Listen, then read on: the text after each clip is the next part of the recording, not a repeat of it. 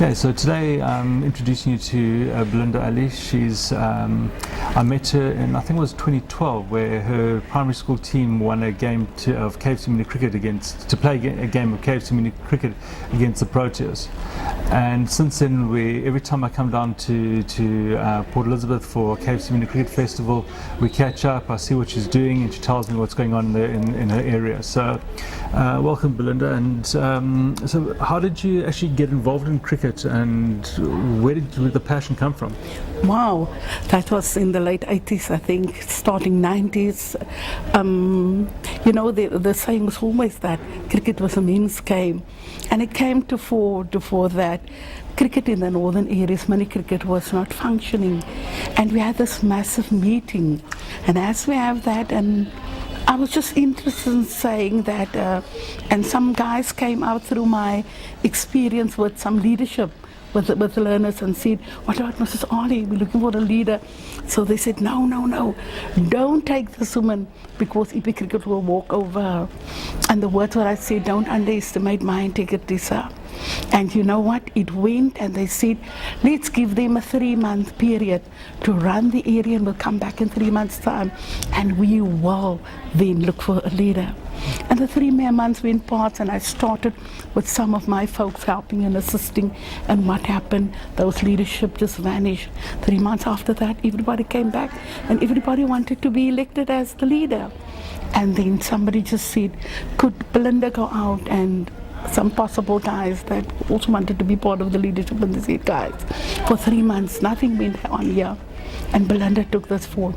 Are we voting on a guy today, or Belinda? And everyone unanimously decided. And up from that day up till today, I'm running mini cricket in the northern areas. And I can just say it's not me, but it's motivated coaches. It's not easy. You need to have that passion. You need to walk that extra mile, and you need to be committed. But you know what? Without any luxury or anything, if you're there, the kids is there for you, definitely. Now, you don't actually coach in a very easy area. You got a lot of like social economic problems in the area that you coach in. So can you tell us a bit about your area and about what you're trying to do? Wow, you know, currently I am the deputy principal of a school, Baby Primary, right in the heart of Belinda, a gang-stricken area, which is not so friendly for us to play sport. But you know what? It's those kids. My passion is actually those kids. It's kids where it's actually deprived from. And you know what? Those kids just need love. And especially sport plays such a major role for those kids, because many of my kids in my school is actually learners with special barriers to learning, learners that the house is not friendly, the area is not friendly, the only safe haven many a time is only the school, and even in the northern areas too. And I just had this, like, for the last term, that I'm so concerned, starting a new fixture, zonal fixture in September, that people from the Galvindale area don't want to come into Hillenville to play against our kids. And luckily for the Galvindale Cricket Club, that came to my rescue to say, Belinda, this September when the fixtures start, all our fixtures of the Hillenville schools will be played here on the Galvindale Cricket Club. Yes, it's not easy, but the commitment of those little kids and the passion plays a big and massive role. And it's not only cricket that they play. It's they play any sport at the school. You try and get them to play football. You try and get them to play lots of sports. Yes, they do play anything. We involved with Gary and them, the same cricket club. Gary is the president of this club. The same Gary has got a program for hockey, where we play developmental hockey, where our kids come down here. Our kids have been produced with their own hockey sticks and balls and things like that, skills development, the soccer tournament, you just name anything and we will be there. Those children, you know, they have it natural. They have natural skills because most of the time they run around in the street. Well, that's it. The last festival I went to, pretty much all the kids could play everything. They could all bowl, they could all bat. And you hadn't had them for too long a period, and they're really amongst the better kids at the festival. Yes. Just the natural ability.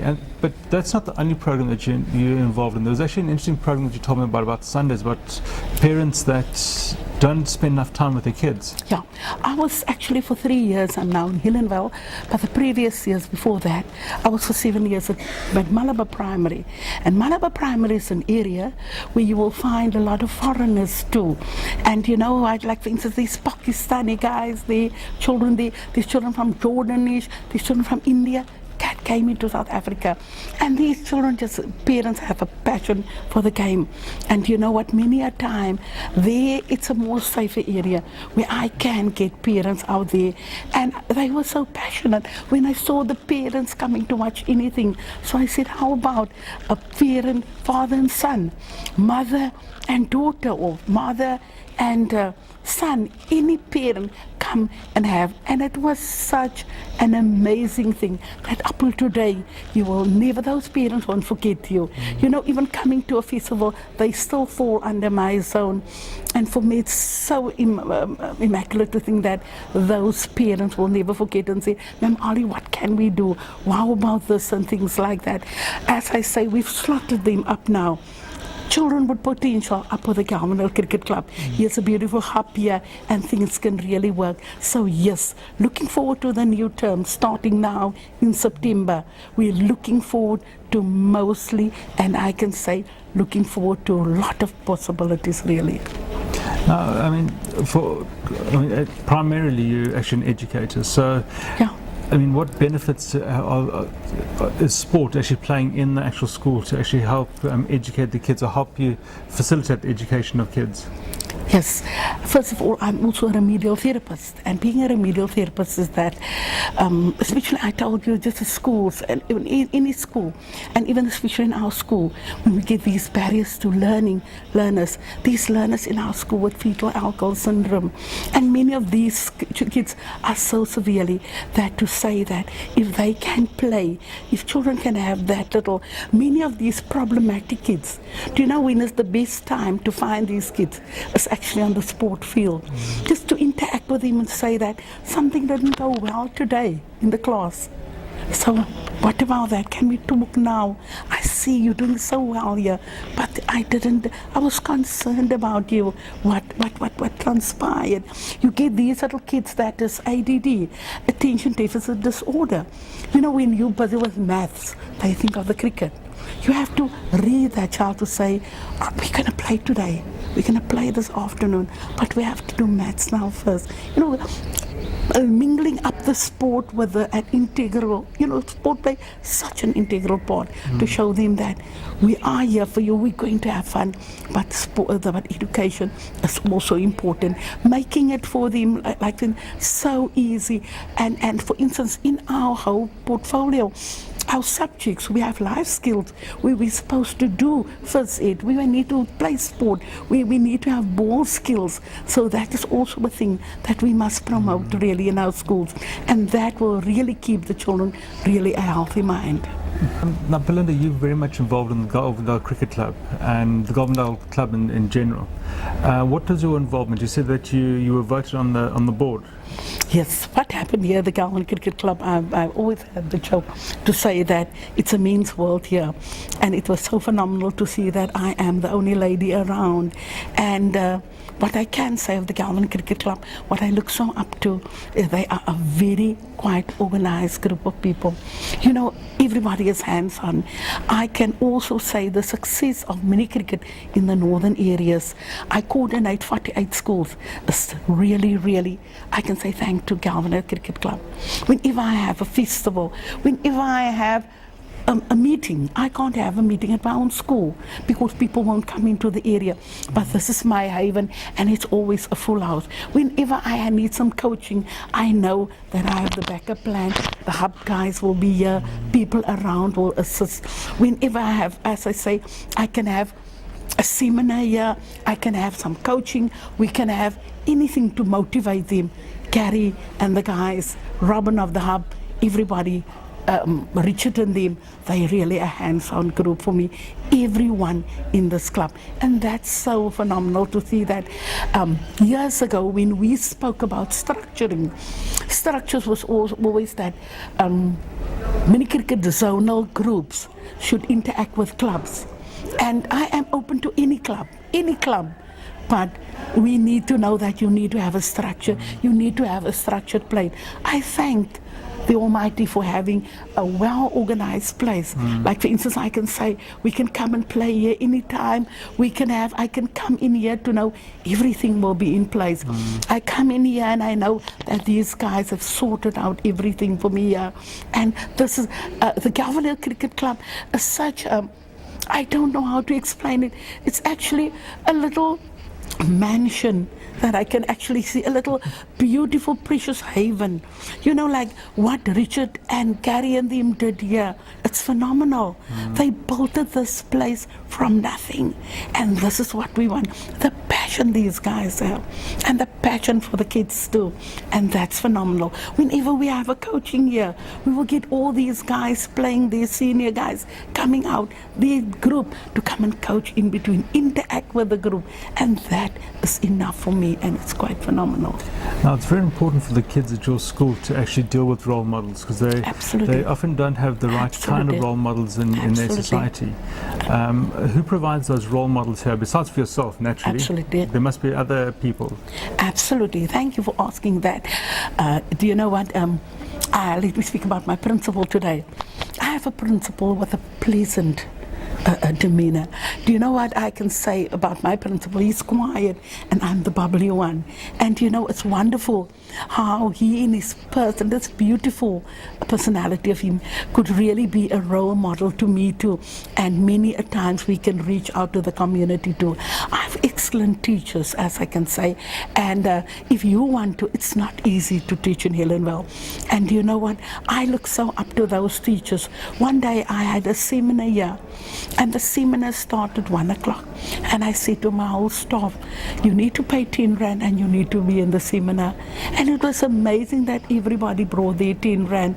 It was more that we had to go strike around, and EP Cricket provided further. But that extra 10 rand, they got so much more out. And the obedience, being there, uplifting, having motivational speakers. Even Gary and them won't even hesitate to get into the school. You know, like for instance, we interact with different entities in the community. The police, just a week ago, I had national guys, the police, different forums coming in to Helenville, to our school, having the way forward. What can we do? How can we assist? Psychologists, everything like that, to motivate the children and even to motivate us too, because it's not easy. It's definitely not easy. But as I always say, I will always motivate my teachers in saying that we, like, children don't read anything, but for them it's so important how we make them feel. You know, many of these kids, the only beautiful person with a beautiful voice and a person with a voice not swearing at them is at the school. Many kids, you're the only role model you as teacher that they look up to. So it's so phenomenal for us to be real role models. And it might be a bit of a difficult question, but a lot of people who actually watch this and wonder how you do what you do. What's the first kind of starting point if somebody's sitting there in the community, like a teacher or something like that, and they say they want to get their kids involved in something similar to what you do? Yes. Yeah, it's not easy, but I can just say it's passion. Like, my family will know that our home is a mini cricket home. My sons today know, wherever they started their schooling, it's ex-Model C schools. I started mini cricket in those schools. If you didn't play, I started it there. And up till today, my baby just qualified as a medical doctor last year. And I could look up and I look at the blessings. I've got one saying and strategy. If you go out and you bless others, God is going to bless back. And I think all the success that fell onto my children was through the blessings of the Lord. Really, if it wasn't for the Almighty, it wouldn't have been. But anybody can do what Belinda Allie is doing. Anybody there. It's only for you to start off, to have the passion. You know, in any school, I always tell my coaches, you don't need to beg kids. You don't need to beg kids, man. they naturally, they want to play. But it's ourselves, our commitment, our enthusiasm. You don't need to. Mini cricket is such a phenomenal area that we don't need to have a pitch. I don't need to have a beautiful place. I can play it anywhere. And you know what? Kids know that. We went, and this KFC program is not for so long. Many a time kids will still sit. I still have it in me to buy myself some Marie biscuits, because there's lots of Marie biscuits in that packet, just to motivate them. Thank you for coming. Giving the kids just 2 of those thin biscuits make a difference in their lives. Do you realize that? So yes, what you put in, I always believe that you're blessing, and the Almighty will bless back. So anybody can start, but it needs to be commitment. And I it's amazing if I can think of all my coaches, the sincerity, the commitment, and it's sometimes not easy, then I have to say, and it wasn't from the beginning like that, but when they started to trust you. You know, like in the year, I had a coaching after June, just before, I had a coaching session here, and here was about 60 teachers here, 60, 70 teachers, and it was amazing. Some of them couldn't keep a bat properly, but they came, they were so eager, and taking the first step was enough for me, and and they said, Belinda, do you promise you will coach us again? I'm there for you if you just commit yourself. Imagine if your teacher can keep the bat, and she can show you how to bat, what a difference it can make. So the moral of what Belinda's actually, from what I get from what Belinda's telling us, is that if you've got a passion and you want to do something, get involved, get stuck in. A lot of people find excuses not to help out. A lot of people have got brilliant ideas, but there's other excuses or reasons not to actually take part in something. If you've got a passion for it, if you really want to make that change, go out and make the change. You are all capable to make that change.